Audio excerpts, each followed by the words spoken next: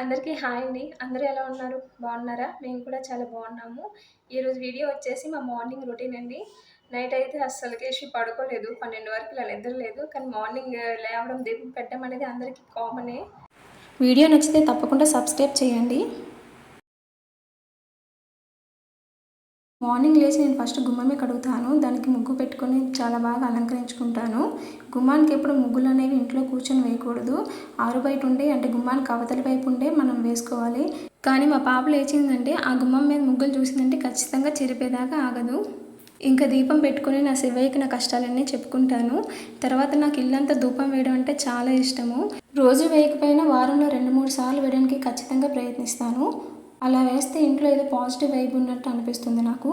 ఇంకా వంటగది విషయానికి వస్తే వంట చేయకముందు ఎంత బాగుంటుందో వంట చేసిన తర్వాత అంత చెత్తలా తయారవుతుంది. ఇది మా ఆయన డైలీ రొటీన్. వీలైనంత వరకు మంచి ఫుడ్ తినడానికి చాలా ట్రై చేస్తాము. ఇంకా బాక్స్ కోసం దోశలు ప్రిపేర్ చేస్తున్నాను. ఒకవైపు పల్లె చట్నీ కూడా ప్రిపేర్ చేసేసాను. ఇంకా మజ్జిగ కూడా ప్రిపేర్ చేశాను. ఎందుకంటే మాకు ఇక్కడ చాలా ఎండలు ఎక్కువ ఉన్నాయి. చలవ చేయడానికి ఏదో ఒకటి పెడుతూ ఉంటాను. నాకు నైట్ కేశవి వల్ల నిద్రలేదని చెప్పేసి మార్నింగ్ లేవద్దని చెప్పారు. యాక్చువల్లీ నేను బయట ఏదో ఒకటి తినేస్తాను అన్నారు. కానీ వాళ్ళు బయట తినడం నాకు అంతగా ఇష్టం లేదు. ఎందుకంటే వాళ్ళు బయట ఏం పెడతారో తెలియదు, ఆ టేస్ట్ ఎలా ఉంటుందో తెలియదు. వీళ్ళు మన కోసం అడ్జస్ట్ అవుతూ ఉంటారు. అందుకే కష్టపడి లేచైనా సరే వండుతాను.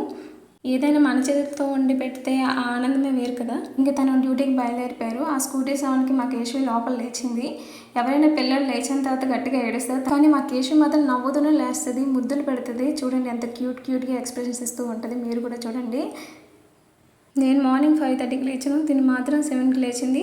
మా ఆయన మార్నింగ్ 7కి వెళ్ళిపోతారు అనమాట డ్యూటీకి. అక్కడ 11 అనేటప్పుడు బాక్స్ తింటారు.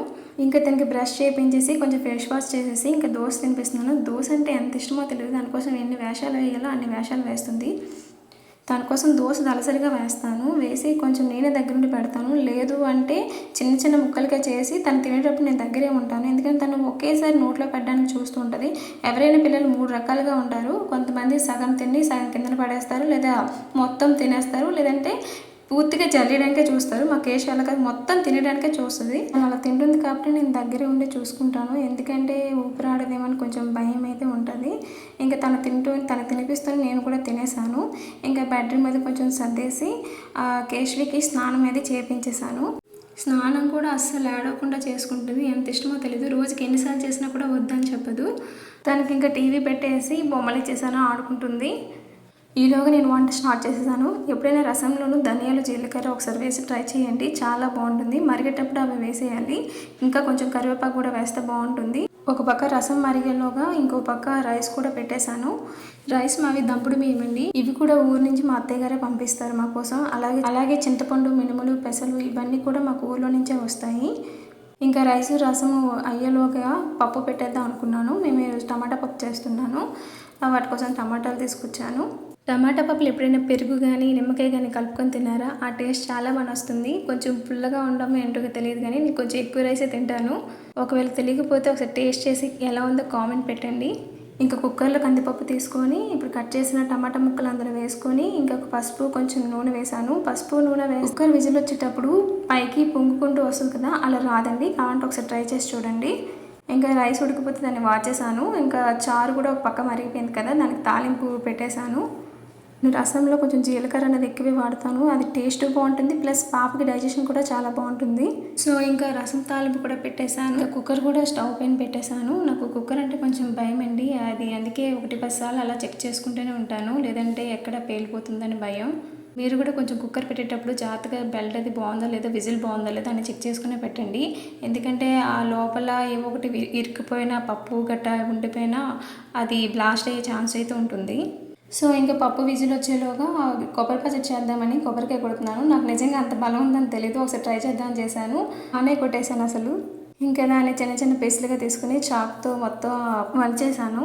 చిన్న చిన్న పీసులుగా కూడా కట్ చేసేసాను. కొబ్బరి పచ్చడి మా ఆయనకి ఇష్టమని చేస్తున్నాను.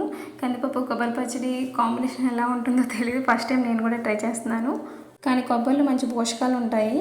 మనం డైలీ కొబ్బరి నీళ్ళు తాగిన కూడా చాలా మంచిది.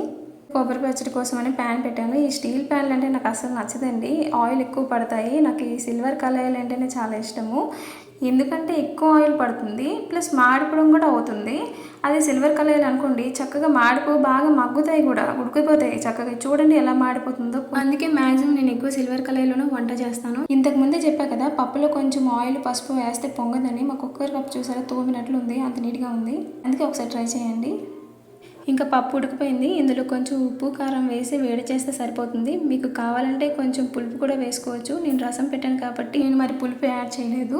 ఇంకా అందులో వేసిన కారం పచ్చివాసన పోయినంత వరకు వేడి చేస్తే సరిపోతుంది. ఇంకా తాలింపు కోసం ఉల్లిపాయ, పచ్చిమిరపకాయ, వెల్లుల్లిపాయ, కరివేపాకు వేసాను. ఇందులో కొంచెం జీలకర్ర, ఆవాలు వేస్తే చాలా బాగుంటుంది టేస్ట్ అనేది. వంటలకు టేస్ట్ అనేది తాలింపు వేయించడంలో ఉంటుంది. ఈ పప్పుకు మాత్రం జీలకర్ర ఆవాలని బాగా వేగాలి. ఆనియన్ అనేది బ్రౌన్ కలర్లోకి రావాలి. అప్పుడే పప్పు రుచి అనేది కమ్మగా ఉంటుంది. ఇంకొక పక్క వేయించిన కొబ్బరి ముక్కల్ని మిక్సీ జార్లోకి తీసుకున్నాను. ఇంకా అది గ్రైండ్ చేసి తాలింపు పెట్టడమే ఉందండి. అది పెట్టేస్తే ఇంకా వంట అయిపోయినట్టే. ఈ వేసవికాలంలో పొయ్యి దగ్గర ఉండి ఆ వేడికి ఉండడం అంటే మామూలు విషయం కాదండి. ఈ భార్యలు ఎంతో కష్టపడిన వంటని మీకు ప్రేమతో వడ్డించినప్పుడు మీరు బాగుంది అని చెప్పి ఒక్క మాట కోసం ఎంత ఆశగా ఎదురు చూస్తారో తెలీదు. అట్లీస్ట్ బాగుంది అని చెప్పకపోయినా సరే వంకలు పెట్టకుండా తింటే అదే చాలండి మాకు. కానీ మా ఆయన ఎలా ఉన్నా అడ్జస్ట్ అయిపోతారులేండి, నాకు ఆ భయం లేదు. నేను వండేటప్పుడే కేశవి బజ్జోడానికి రెడీ అయిపోయింది. ఇంకా తనని బజ్జో పెట్టేశాను. ఈ మిక్సీ పెట్టేటప్పుడు కొంచెం భయం వేసింది, తను ఎక్కడ సౌండ్కి లేచిపోతుందో అని.